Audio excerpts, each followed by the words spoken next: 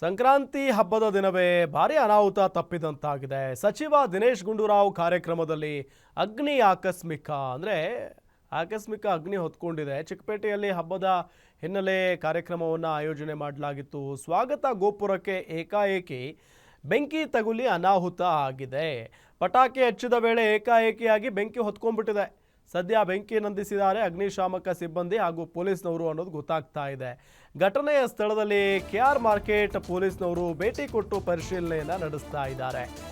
ಸಂಕ್ರಾಂತಿ ಹಬ್ಬ ಅಲ್ವಾ, ಹಾಗಾಗಿ ಸಚಿವ ದಿನೇಶ್ ಗುಂಡೂರಾವ್ ಅವರನ್ನ ಕರೆಸಿಕೊಂಡು ಒಂದು ಕಾರ್ಯಕ್ರಮವನ್ನು ಮಾಡಲಾಗ್ತಾ ಇತ್ತು. ಚಿಕ್ಕಪೇಟೆಯಲ್ಲಿ ಹಬ್ಬದ ಹಿನ್ನೆಲೆ ಕಾರ್ಯಕ್ರಮವನ್ನು ಆಯೋಜನೆ ಮಾಡಲಾಗ್ತಾ ಇತ್ತು. ಸ್ವಾಗತ ಗೋಪುರಕ್ಕೆ ಏಕಾಏಕಿ ಬೆಂಕಿ ಹೊತ್ಕೊಂಡ್ಬಿಟ್ಟಿದೆ. ಅದು ಯಾಕೋ ಏನೋ ಗೊತ್ತಿಲ್ಲ. ಪಟಾಕಿ ಕಿಡಿ ಸಿಡಿದು ಏಕಾಏಕಿಯಾಗಿ ಬೆಂಕಿ ಹೊತ್ಕೊಂಡ್ಬಿಟ್ಟಿದೆ ನೋಡಿ. ಪಟಾಕಿ ಹೊಡೆಯುವಾಗ ಅದಕ್ಕೆ ಎಚ್ಚರಿಕೆಯಿಂದ ಇರಬೇಕು ಅಂತ ಹೇಳೋದು. ಸದ್ಯ ಬೆಂಕಿ ನಂದಿಸಿದ್ದಾರೆ ಅಗ್ನಿಶಾಮಕ ಸಿಬ್ಬಂದಿ ಹಾಗೂ ಪೊಲೀಸ್ನವರು.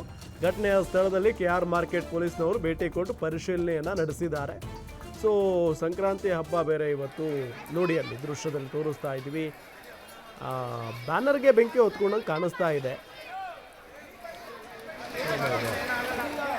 ಗೋಪುರ ಇರುತ್ತಲ್ಲ ಎಂಟ್ರನ್ಸ್ಗೆ, ಅದಕ್ಕೇನೆ ಬೆಂಕಿ ಹೊತ್ಕೊಂಡ್ಬಿಟ್ಟಿದೆ. ಮೇಲ್ಗಡೆ ಬೇರೆ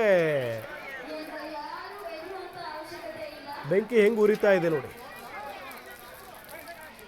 ಪೋಸ್ಟರ್ ಬೇರೆ ಇದೆ ಅಲ್ಲಿ.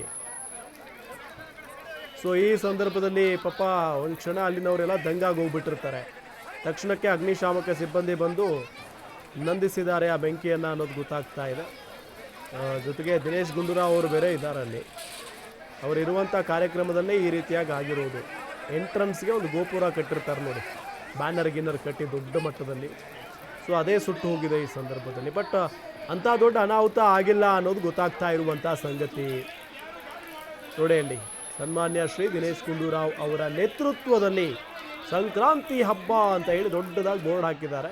ಕೆಳಗಡೆ ಬೆಂಕಿ ಹೊತ್ಕೊಂಡ್ಬಿಟ್ಟಿದೆ. ಸೊ ತಕ್ಷಣವೇ ಅಲ್ಲಿದ್ದವರೆಲ್ಲರೂ ಕೂಡ ನೀರು ಹಾಕಿ ಆ ಬೆಂಕಿ ನಂದಿಸುವಂಥ ಕೆಲಸ ಮಾಡಿದ್ದಾರೆ. ಅದಾದ ನಂತರ ಅಗ್ನಿಶಾಮಕ ದಳದವರು ಬಂದು ಬೆಂಕಿ ಸಂಪೂರ್ಣವಾಗಿ ನಂದಿಸಿದ್ದಾರೆ. ಏನೂ ಘಟನೆ ಆಗಿಲ್ಲ, ಏನೇನೂ ಅವಾಂತರಗಳಾಗಿಲ್ಲ, ಜೊತೆಗೆ ಏನೂ ಅನಾನುಕೂಲಕರ ಘಟನೆಗಳು ಆಗಿಲ್ಲ. ಒಳ್ಳೆಯ ಸಂಗತಿ ಇದು. ಬಟ್ ಇಂಥ ಜನ ಓಡಾಡುವಂಥ ಸಂದರ್ಭದಲ್ಲಿ ಆಗಿದೆ. ಹೆಚ್ಚು ಕಡಿಮೆ ಆಗಿದ್ದರೆ ಭಾಳ ಕಷ್ಟ ಆಗೋಗ್ಬಿಡೋದು. ನೋಡಿ ರಸ್ತೆಯಲ್ಲೆಲ್ಲ ಹೆಂಗೆ ಬಿದ್ದಿದೆ ಬೆಂಕಿ.